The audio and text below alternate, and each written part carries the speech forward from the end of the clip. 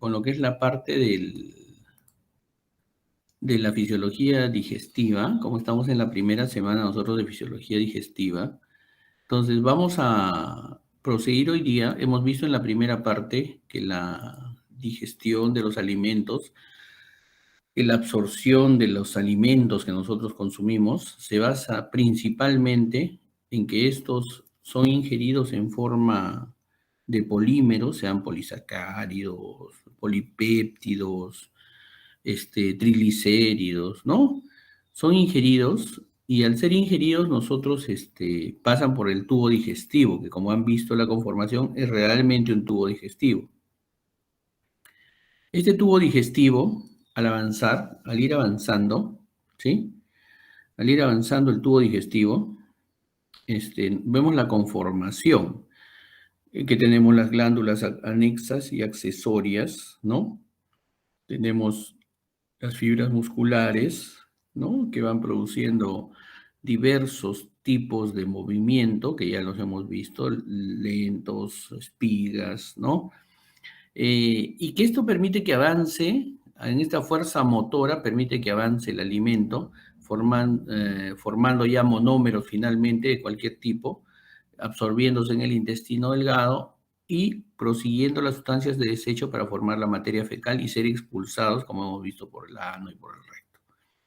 Pero a esta función motora se tiene que adherir la función secretora del tubo digestivo. ¿Qué es la función secretora del tubo digestivo? Es decir, existe una serie de sustancias que van a permitir, uno, romper algunos enlaces, no los finales, pero sí romper algunos enlaces de estos polímeros que consumimos y que permiten de que posteriormente sean más fácilmente absorbidos. También vamos a ver que existen sustancias como el moco, que van a permitir que el alimento no se pegue a las paredes del tubo digestivo, sobre todo al esófago, al intestino, no se peguen y no permanezcan ahí, sino que sean como especies de bolos que tengan una forma fácil de resbalar por esta tubuladura y que puedan avanzar fácilmente a través de esta. Ya entonces tenemos muchos que tienen sus funciones secretoras. Bien, estas funciones secretoras del tubo digestivo se dan por las enzimas digestivas, como les dije en algunos casos, y por el moco, ¿no es cierto? Y estas van avanzando como respuesta a la presencia del alimento en la vía digestiva, como respuesta a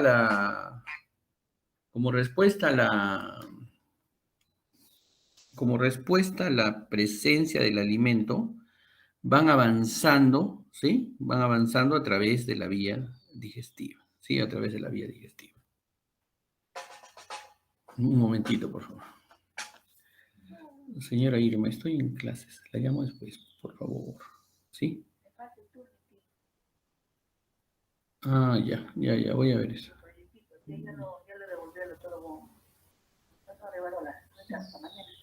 Ya, gracias, ya.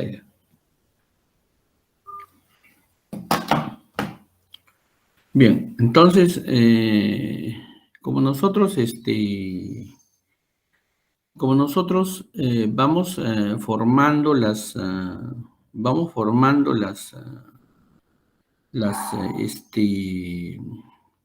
enzimas en base a la presencia de los alimentos, ¿sí? Tenemos, por ejemplo, que normalmente nosotros ingerimos 2 litros de agua. Estos 2 litros de agua van a servir para que durante el metabolismo nosotros podamos formar estos líquidos que van a apoyarnos en lo que es el traslado de los alimentos a través del tubo digestivo. La saliva, cuyo insumo lógicamente es agua también, forma más o menos 1500 mililitros. El jugo gástrico con el ácido clorhídrico y todas sus sustancias forma 2 litros. Y así vamos avanzando a través del tubo digestivo, ¿no? El páncreas 1500, el intestino delgado forma entre 1500 a 1800, la bilis son 500 mililitros. Sin embargo, todo esto nosotros, como hemos visto ya, lo ingerimos, lo secretamos, pero también absorbemos, y casi absorbemos 9 litros de agua al día. ¿no? Entonces, y esto lo absorbemos a través del tubo digestivo. Entonces, es un equilibrio permanente. Y cada una de estas sustancias, nos da un pH, ¿no? Nos da un pH. Este pH, este pH más o menos va variando de acuerdo al lugar donde estén. Puede ir desde alcalino hasta ácido, ¿no? Hasta acidez, ¿sí? Por ejemplo, alcalino, muy alcalino es el jugo pancreático, la bilis, el intestino delgado, muy ácido el estómago, ¿no? 1.0 a 3.5 de pH. Entonces, ¿y por qué viene esta contradicción? Porque el estómago tiene que producir un pH ácido para poder digerir principalmente las proteínas, ¿no? Romper los enlaces, quemar las proteínas, escindir las proteínas. ¿Sí? Y entonces en la clase anterior habíamos dicho que ustedes necesitaban masticar entre 30 a 40 veces por día, por cada alimento, 30 veces, 20 a 30 veces por alimento, ¿no es cierto? Masticar las carnes. ¿Y por qué? Porque justamente lo que necesita el estómago es que usted su alimento ingrese cortado, trozado, triturado, ¿no? Porque si ustedes se lo comen entero, entero, el jugo gástrico va a comenzar a tener mucho trabajo y el estómago va a comenzar a producir más y más y más ácido clorhídrico y entonces eso les va a producir lo que ustedes llaman una gastritis, hasta una úlcera, por una mala técnica de alimentación. Eso es lo importante, ¿ya? Eso es lo importante. Entonces, y cuando este pH ácido sale del estómago, puede quemar el duodeno, ¿no? El intestino delgado. Entonces, ese es un sensor que tiene, vamos a irlo viendo poco a poco. Este sensor hace que salga el bicarbonato y los jugos pancreáticos, jugos digestivos alcalinos, que van a ser como un buffer, una contraposición, van a contrarrestar el pH ácido del estómago, ¿ya? Eh, lo mismo pasa, por ejemplo, si ustedes vomitan. Entonces, al vomitar, ¿qué pasa? El jugo gástrico regresa del estómago hacia el esófago, y en el esófago ustedes no tampoco están preparados para ese pH ácido, entonces lo quema. Y al quemarlo, ¿qué les produce después del vómito? ¿No han sentido esa sensación de ardor retroesternal? Es decir, tras el esternón, el esófago les arde, o les arde la boca del estómago, por decirlo así, porque es su cardias que se ha irritado debido al pH ácido del estómago. Eso les pasa. Entonces, todo tiene lógica ahora, ¿no? Entonces, para que haya estas secreciones tenemos diversas glándulas, ¿no? Las glándulas mucosas, las criptas del Ilion con el estómago, vamos a verlas poco a poco, ¿no? Pueden ser anatómicas, tubulares, pueden ser como las glándulas salivales, ¿no? Ramificadas, con acinos, ¿no? Las glándulas salivales tienen parótida, submaxilar y sublingual, ¿no? Cada una con un tipo de secreción diferente. Entonces, y en el tracto digestivo, las glándulas del tracto digestivo entran en contacto con los alimentos y esto va a producir una secreción, una formación de las sustancias, ¿no? Esta presencia entonces puede ser una presencia mecánica, pero también puede haber una estimulación táctil, es decir, por el roce de los alimentos, o puede haber una irritación química, no necesariamente sea por alimentos, sino porque ingieren alguna sustancia irritante y esta produce la secreción de sustancias, ¿no? Entonces, también tenemos que ver que algunas glándulas tienen estimulación simpática y parasimpática. Y vamos a esto, por ejemplo, en toda la economía el simpático es el que estimula y el parasimpático es el que detiene. En el tubo digestivo es diferente, el parasimpático es el que estimula, el simpático es el que disminuye la excitación. Entonces, por ejemplo, los parasimpáticos, como el glosofaringio y el vago, estimulan la formación en las glándulas salivales, en el intestino, en el estómago. También tenemos nervios parasimpáticos en la pelvis, ¿no? A nivel del recto, del colon descendente. Y el simpático produce un ligero aumento de la secreción en las glándulas locales, pero más su función es contraer los vasos sanguíneos, la adrenalina, noradrenalina, contraer los vasos sanguíneos, ¿no? Esa es su función. Y como contraen los vasos sanguíneos, entonces disminuyen el riego sanguíneo. Les voy a poner un ejemplo, ojalá se entienda. Cuando tienen demasiado estrés, por ejemplo, el simpático está a todo dar, a todo trabajo. Entonces, si esto es permanente, persistente, va a hacer que llegue menos sangre al estómago. En el estómago la sangre que llega va a darle líquido para que se forme el moco. Como no tiene moco, entonces va bajando la cantidad de moco en el estómago. Y al bajar la cantidad de moco en el estómago, no va a haber protección de la mucosa gástrica y el ácido clorhídrico va a comenzar a irritarla, a veces hasta quemarla. Y eso se traduce en una gastritis, en una úlcera en las personas que tienen demasiado estrés. ¿Ya? Entonces, espero que esté entendido. Entonces, para que ustedes vean que la economía no solo es una cosita, sino que ustedes tienen que, pero ¿por qué le pasa esto a este paciente? Y tienen que hacer historia clínica y recordar qué es lo que le está pasando. ¿Ya? Otra cosa más es algunas hormonas que vamos a ver que son polipéptidos, ¿no? Que se liberan en la mucosa. Vamos a verlas poco a poco, estas secreciones hormonales, cómo nos ayudan también en la digestión. Básicamente, para que secrete una glándula sustancia es que del capilar sanguíneo la sangre le permita, le preste, por decir así, lo líquido, ¿no? Y aparte tienen la formación de los retículos endoplásmicos rugoso, liso, la glándula, y permite la liberación de sustancias al intestino, a la luz del intestino. Entonces, lo principal, lo primero es la secreción de agua y electrolitos, ¿no es cierto? Primero, el sodio. Segundo,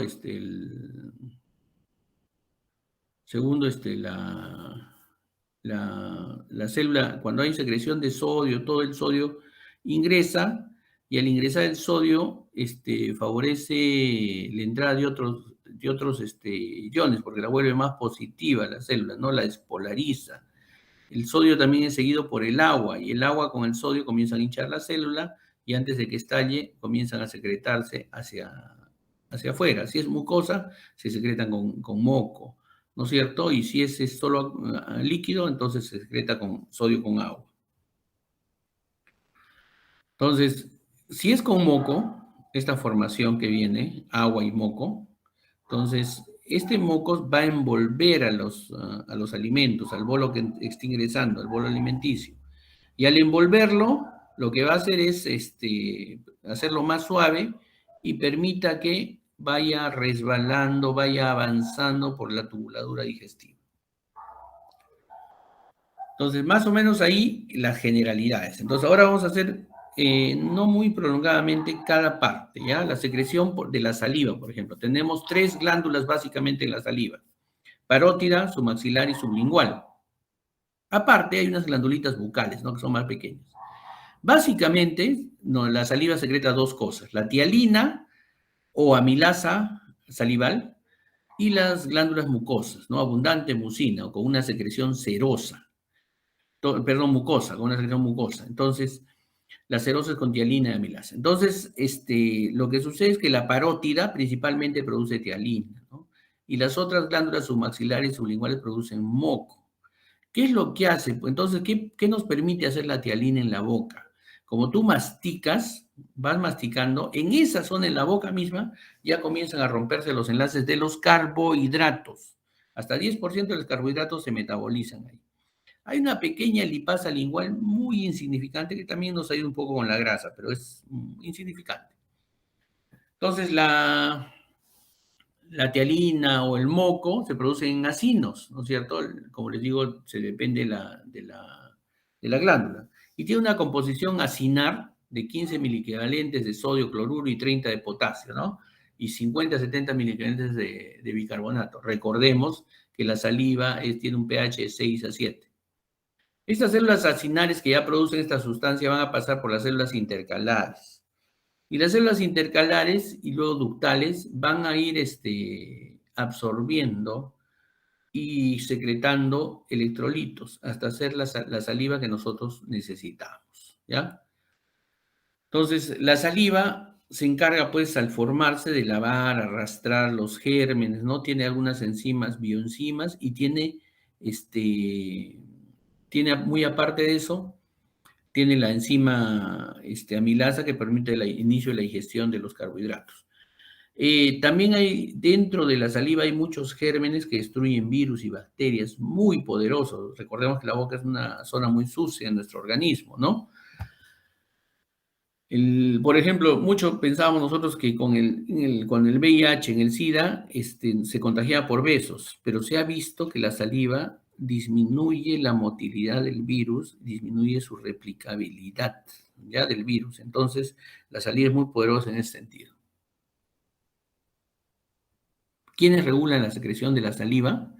Los centros nerviosos superiores, el solitario, ¿no es cierto? Y los regulan por un reflejo. Básicamente están estimulados por los nervios glosofaringio, vago, y los nervios cervicales superiores, ¿no? Hasta el nervio facial, ¿ya? Entonces, nosotros vemos que el nervio facial, por ejemplo, estimula la glándula sublingual, ¿no es cierto?, por medio de su ganglio geniculado. Y tenemos también el glosofaringio, que estimula la glándula parótida, la glándula submaxilar también en parte por el facial y en parte por los ganglios cervicales, ¿no? Y entonces esto hace que haya un fenómeno de entrada y de reflejo, un arco reflejo. Ustedes ingieren los alimentos por la vía oral, existe el reflejo en el tronco cerebral y en los ganglios cervicales superiores, y estos regresan por sus nervios glosofaringios, por sus nervios facial, nervio vago a veces, y comienza la secreción salival. Recuerden que es una transmisión por la acetilcolina, una transmisión parasimpática. En el esófago, tenemos realmente poca secreción, más secreción mucosa, no tenemos una secreción, digamos, enzimática, ¿no? Que nos ayude en algo a la digestión. Prácticamente es un tubo de pasaje el esófago. Sin embargo, es muy importante, es muy importante. Este esófago solamente secreta moco, pegan los alimentos y pasa, ¿no? Hemos visto, ¿no es cierto?, que en el esófago hay dos esfínteres, el esfínter esofágico superior y el esfínter esofágico inferior. ¿Recuerdan eso, no es cierto? Entonces, entonces, entonces,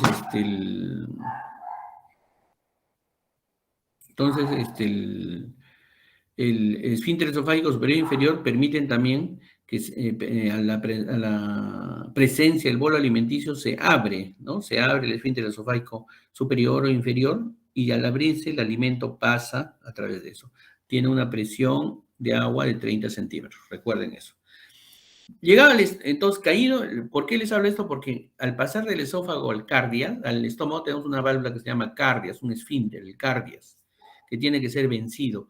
Y esta es la resistencia que tenemos al contenido tan ácido del estómago y el contenido básico que tiene el esófago, ¿no? Entonces se abre el cardias, ¿y por qué no regresa tanto ácido clorhídrico? Vamos a ver ahorita una imagen, por la curvatura que tiene el estómago, ¿no? La curvatura del fondo gástrico, que es una especie de hernia hacia el tórax, y esto evita que regrese el contenido. Hay como una especie de curva que evita que se regrese el contenido. Entonces, eso es el cardias. Eso evita que se regrese el contenido del estómago hacia el esófago. Pero bueno, caído el contenido del esófago al estómago, entonces en el estómago existen diversas glándulas. La más importante quizás sea la glándula oxíntica, ¿no? Esta glándula oxíntica, como la ven, es una glándula tubular, que vamos a verla aquí más precisamente. La mayor parte de estas glándulas está en el cuerpo, ¿no? Entonces, como hay una especie de curvatura, el alimento del esófago cae directamente al cuerpo. En el cuerpo, como vemos en el lado izquierdo de su diapositiva, en el cuerpo tenemos las glándulas oxínticas, pero también tenemos muchas glándulas mucosas, ¿no? En esta misma glándula oxíntica se secreta moco y se forma una capa mucosa sobre la mucosa del estómago, una capa de moco muy gruesa sobre la mucosa del estómago para evitar que el ácido clorhídrico queme la mucosa. En estas glándulas oxínticas tenemos las células similares a las enterocromafines sensibles a la histamina, que es una sustancia parecida a la histamina. Tenemos las células principales que liberan pepsinógeno, las células parietales o células oxínticas que liberan el ácido clorhídrico y liberan factor intrínseco.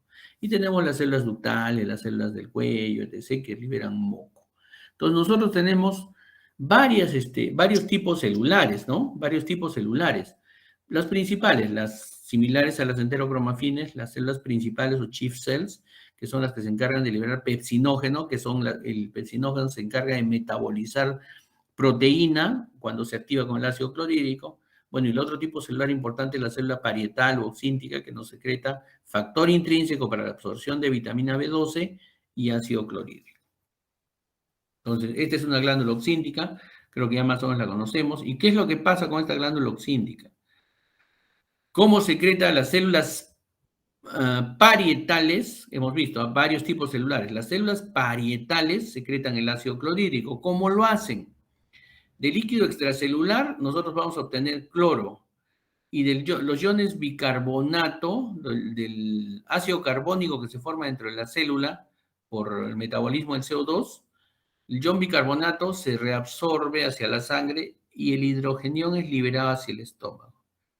Este hidrogenión liberado junto con el cloro que va pasando en forma pasiva, se va pasando solamente por acompañar al sodio y llega a la luz del canalículo de la glándula, se junta el cloro con el hidrogenión y se forma el ácido clorhídrico. ¿Sí? Entonces, el pepsinógeno, en cambio, es una enzima, es una proenzima liberada por las células principales, ¿sí? Pero que cuando sale no es activo, sino que tiene que tener contacto con un pH de 1 a 3.5 para activarse. Más de 5 ya se inactiva el pepsinógeno. ¿Y para qué nos sirve el pepsinógeno? Para romper enlaces de proteínas y que se absorba la carne, por ejemplo, ¿no? Entonces, si nuestra pepsinógeno no se puede convertir a pepsina porque no hay un pH ácido, tenemos problemas en la digestión de proteínas. El factor intrínseco también es liberado por las células parietales y el factor intrínseco se utiliza para la absorción de vitamina B12 en el íleon terminal. Entonces, miren, todas estas enzimas, todas estas sustancias que se están liberando por las glándulas oxínticas, cuando te hacen una cirugía de cortarte el estómago, se vuelan toda esa parte, ¿no? Y entonces comienzas a tener problemas. A largo plazo podrías hacer anemia perniciosa por déficit de vitamina B12 porque te faltó el factor intrínseco. Podrías hacer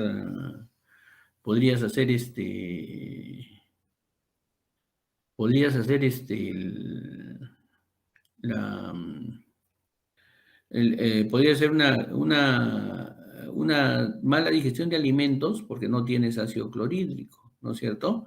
No tienes pepsinógeno. Entonces, son efectos colaterales de cualquier cirugía que se podría presentar.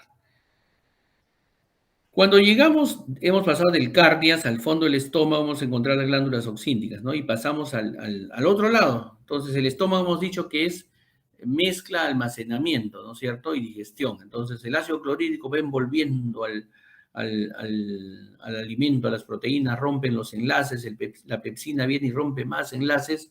Recordemos que no había en la lengua tialina y lipasa lingual, pero no había nada que nos ayude con la digestión de las carnes. Ahí viene, en el estómago, las proteínas, la pepsina. Entonces, en la glándula, en el píloro, que es el pasaje del estómago hacia el duodeno, encontramos unas glándulas. Estas glándulas pueden producir, se estimulan por el movimiento de la pared gástrica y pueden producir las células G, a la presencia de alimentos, comienzan a producir gastrina.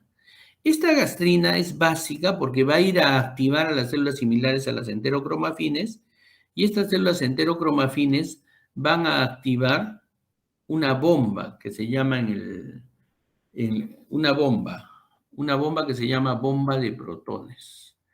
Aquí, y regreso a esta parte. Ustedes pueden observar la línea roja, ¿no es cierto? ¿Estamos todos? Jóvenes.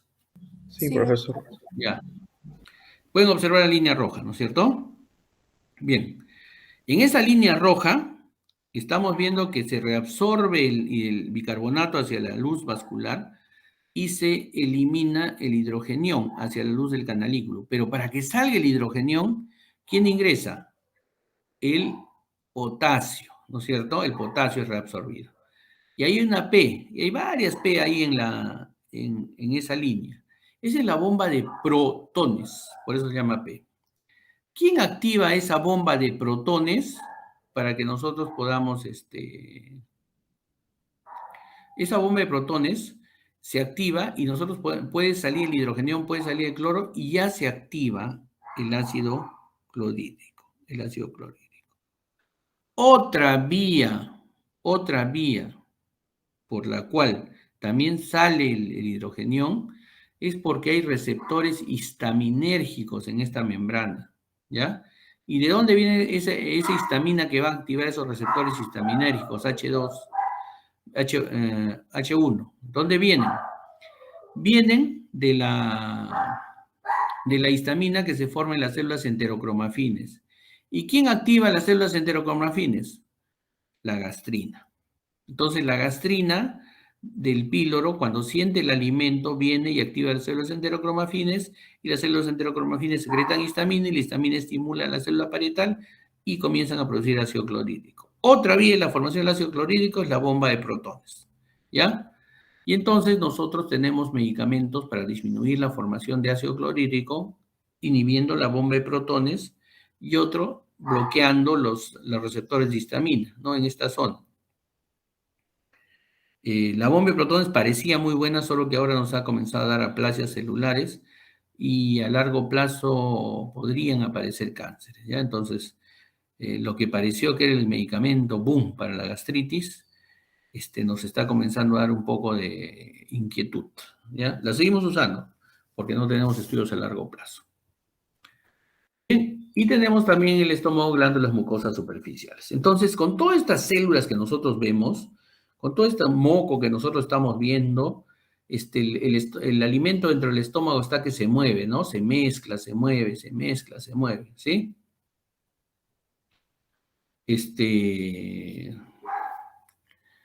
Y al moverse, entonces, nosotros vamos a ver que no solamente en el estómago existen las funciones de secreción, sino también de mezcla y digestión, ¿no? Entonces, y estas tres partes del estómago, y aquí quería que vean exactamente dónde estaba el cardias, es decir, el desboque del esófago, se nota clarito, ¿no es cierto? La zona 1 es el fondo del estómago. Acá casi hay solamente glándulas superficiales, mucosas, etc. En la zona 2, que es el cuerpo, ¿no? Aquí sí tenemos células parietales principales, células similares a las enterocromafines, células D que producen somatostatina. Y al final, en el píloro, en la zona pilórica, ¿no? En el antro, tenemos igual células principales que van a seguir produciendo pepsina y pepsinógeno, y células enteroendocrinas que pueden producir somatostatina, pueden producir células enterocromafines y células G que producen gastrina, ¿no? Y la gastrina estimula las células enterocromafines para la liberación de histamina, y también ayude a la secreción de ácido clorhídrico. Entonces, la secreción de ácido clorhídrico se va se va secretando por diferentes mecanismos. Uno, la hormona gastrina, y dos, la acetilcolina. La acetilcolina también tiene que ver con la liberación de ácido clorhídrico por el sistema nervioso parasimpático, ¿no es cierto? Tú estimulas al parasimpático y comienza la secreción de acetilcolina para producir alimento. Bueno, la gastrina pues, es una célula grande, ¿no es cierto? Una proteína grande en la zona pilórica, ¿sí? Y que estimula las células enterocromafines para la producción de histamina. El pepsinógeno, que es el que es liberado por la acetilcolina, ¿no es cierto? Y liberado ante la presencia de proteínas en el estómago, ¿sí? Es una respuesta al ácido gástrico, básicamente, ¿no? Entonces, se va liberando más proteínas, sale más ácido gástrico, quieres romper enlaces, tienes que liberar pepsinógeno. El pepsinógeno tiene que tener un pH de 1 a 3.5 para activarse. Si tiene un pH de 5, cuando no tenemos ácido clorhídrico o tomamos demasiado antiácido, entonces inactivamos al pepsinógeno. Y la secreción gástrica entonces tiene tres fases, hemos visto. Uno, la cefálica, quiere decir que el sistema nervioso simpático, parasimpático, que viene del sistema nervioso central, entonces nos va a estimular a la formación de la secreción gástrica, ¿no? Y este líquido que se forma con los alimentos se llama quimo, ¿no? Entonces, la fase cefálica quiere decir, si ustedes están pasando ahorita y huelen una parrillada, por ejemplo, esa parrillada comienza a hacernos a secretar saliva, porque hasta ahora nos va a dar ganas, nos va a dar hambre. Y después también lo hace lo mismo en el estómago. Entonces, es una fase cefálica. La fase gástrica es cuando el alimento llega al estómago y comienza con su movimiento a aumentar las secreciones, ¿sí? Y la fase pilórica o la fase intestinal de la secreción gástrica quiere decir que va a haber algunas situaciones, algunas circunstancias, algunas cosas que vayan a hacer que disminuya la secreción gástrica debido al estímulo del duodeno, debido al estímulo del duodeno. Entonces, la secreción gástrica, ¿sí? Puede ser inhibida por factores intestinales. Como hemos visto, tiene tres fases: cefálica, gástrica, intestinal. El estómago puede hacer que se disminuya su secreción gástrica si es que al intestino llega una sustancia muy ácida, muy irritante, ¿sí? Y esta sustancia ácida irritante, ¿sí? Esta sustancia ácida irritante provoca la liberación de diversas hormonas, como la secretina, que produce bicarbonato, ¿no? Por el páncreas, el péptido inhibidor gástrico, el polipéptido inhibidor vasoactivo. Estos hacen que se mueva el estómago menos y que no pueda pasar la sustancia, el alimento del estómago al duodeno. ¿Por qué? Porque estoy enviándole demasiado ácido. Y el duodeno dice, no, si tú me envías tanto ácido, yo me voy a quemar. Páncreas, ayúdame, suelta bicarbonato. Y estómago, no te muevas mucho, no me envíes más alimento, no me envíes quimo ácido. Y secreta péptido vasoactivo, inhibidor gástrico, péptido inhibidor vasoactivo. Ya, este periodo, ¿no? La secreción gástrica también tiene una alteración en el medio de que no comemos nosotros en este momento, ¿sí? Por ejemplo, ahora que no estamos comiendo, entonces estamos secretando jugo gástrico, pero es poquito, ¿no? Poquito, ¿sí? Poquito jugo gástrico.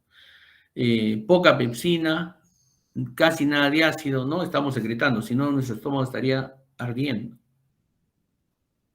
Entonces, la gastrina ya la hemos visto, la colecistoquinina es otra hormona, y la secretina es otra hormona que nos produce el estímulo de la secreción pancreática para que produzca bicarbonato e inhiba el pH ácido que pasa al estómago. La secreción pancreática se produce debido justamente a que nuestro quimo va pasando por el duodeno y entonces cuando es ácido el duodeno lo siente así y dice estómago, no me puedes enviar tanto y tengo que neutralizarlo, entonces comienzo a secretar bicarbonato. Ahora, el páncreas, como páncreas, tiene dos funciones, endocrina y exocrina. Esta es la función exocrina, es decir, forma enzimas, forma bicarbonato, jugo pancreático para disminuir el efecto del ácido. Las siguientes clases vamos a ver sus enzimas que forma el páncreas cuando hagamos digestión. Entonces, el páncreas tiene enzimas digestivas, enzimas tanto para proteolíticas, para los carbohidratos, para las grasas, ¿no? Que no nos va a ocupar esta clase, sino la vamos a hacer en una clase subsiguiente. Y los iones bicarbonato que se forman en las células epiteliales de los conductos pancreáticos, que nos va a permitir disminuir el pH ácido del quimo que pasa al intestino. ¿Cómo hace la secreción de iones bicarbonato?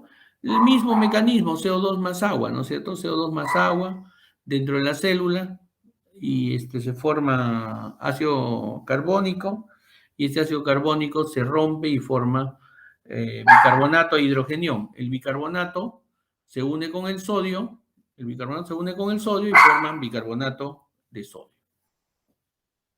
¿Quiénes regulan la secreción pancreática? ¿Quiénes regulan la secreción pancreática?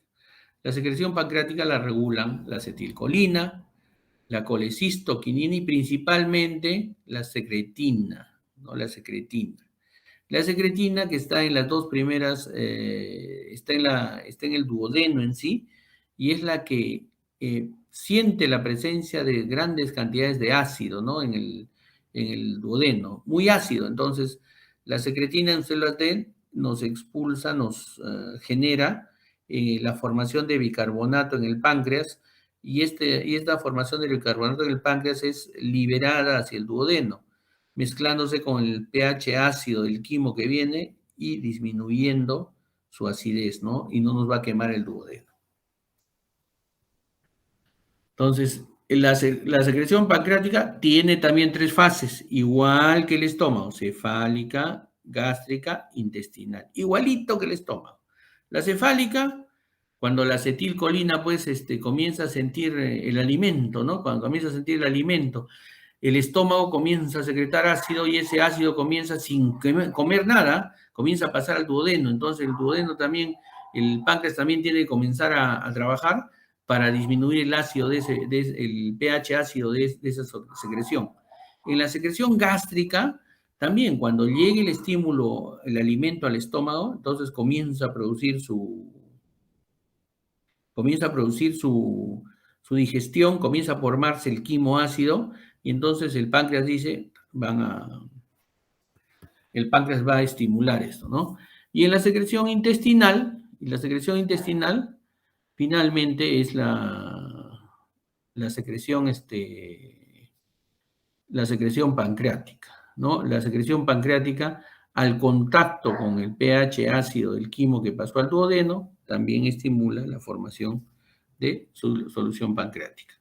La secretina es la que estimula la formación de la secreción pancreática, y la colecistoquinina ayuda al control de la secreción del páncreas y enzimas digestivas, tanto el movimiento del estómago como la liberación de bilis por parte de la vesícula biliar. Por ejemplo, ¿qué se libera más cuando hay ácido clorhídrico? Secretina, ¿no es cierto? Y las enzimas son pocas. Vamos a otro tipo de secreción ahora, la bilis. En la bilis, que se excreta 500 a 1000 mililitros al día, es básicamente rompe los enlaces de la grasa, de los triglicéridos que nosotros comemos, con la finalidad de conseguir ácidos grasos y glicerol, ¿no? Los ácidos grasos se absorben para la formación de membranas que necesitamos nosotros. Y eso es básicamente, si no se absorbe la grasa, ¿qué hace la bilis? La bilis forma sales biliares, y estas sales biliares, ¿no? Se van pegando a las moléculas grasas y rompen y las hacen más absorbibles. Primero, para formar bilis se forma en el hígado. En el hígado, al formarse, van formándose en los tabiques, en los acinos lobulillares del hígado, va formándose la secreción, ¿no? Va pasando al conducto hepático y de ahí va pasando al colédoco y de ahí se va a la vesícula biliar. En la vesícula, ahí se va absorbiendo agua, sodio, ¿no? Bicarbonato. Cuando llega a la vesícula biliar, se almacena en esa zona la bilis y se reabsorbe el agua y el sodio. Y es aquí donde viene, por ejemplo, la formación de cálculos, porque al reabsorberse el agua y todo, entonces va dejando unos restos de, puede ser grasa, que van formando, colesterol, que van formando cálculos de colesterol, ¿sí? Piedritas, y se van formando los cálculos biliares. ¿Cómo se van formando? Por el estímulo en la formación de la bilis. ¿Y quién estimula la formación de la bilis? Nuestra dieta. Entonces nosotros que consumimos, altos consumidores de proteínas, grasas, todos los fines de semana chicharrón, parrilla, etc., lógicamente para metabolizar esto tenemos que formar bilis. Nuestro hígado va formando bilis y nuestra vesícula biliar va llenándose de bilis y se va reabsorbiendo de agua y se van formando cálculos.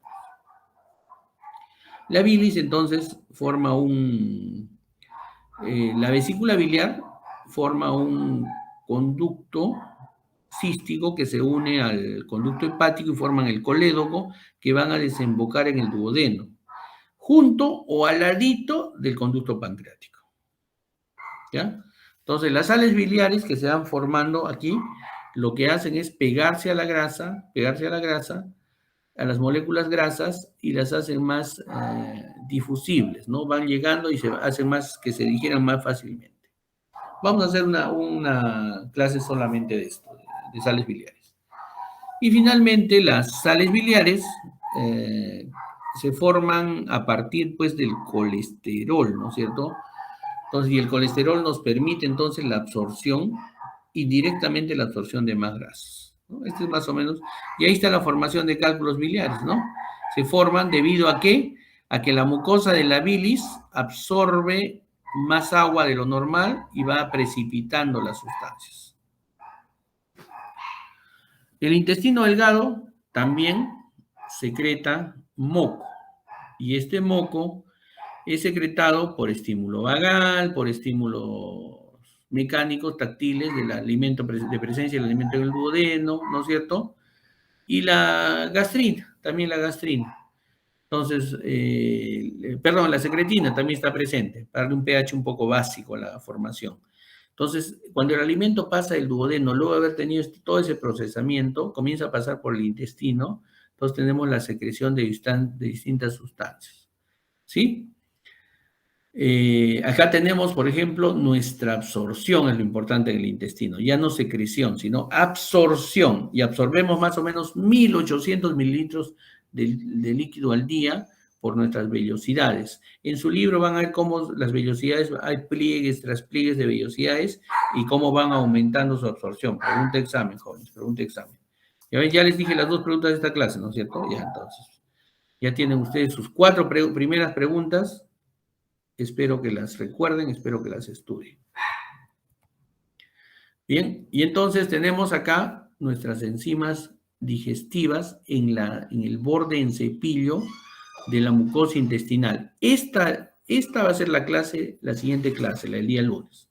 Entonces, esto, porque el día lunes vamos a hacer digestión y absorción, y necesitamos hacer la digestión, cómo se hace con estas enzimas. En el intestino grueso, las vellosidades que nos permiten absorber el agua en el intestino delgado no hay. Sin embargo, nosotros secretamos moco para que la materia fecal pueda avanzar con mayor facilidad y absorbemos algo de agua, ¿no? ¿Cuándo se produce una diarrea? Se produce una diarrea. ¿En qué lugar tendría que irritarse? Tendría que irritarse el intestino delgado, porque al irritarse el intestino delgado, entonces se irrita el intestino delgado y ahí es donde no se absorbe el agua y el agua sale con el contenido alimenticio, la materia fecal se hace acuosa y comenzamos a hacer deposiciones diarreicas. Esto puede producir una bacteria, puede producir un virus, puede producir un exceso de alimento graso, por ejemplo, exceso de alimento proteico, una indigestión que llamamos nosotros, ¿no? En la cual aumentamos excesivamente el pH ácido, aumenta la reactividad del intestino y el intestino comienza a moverse. Al moverse más rápido no absorbe el agua que necesita y comienza a ver las deposiciones diarreicas. ¿Alguna pregunta?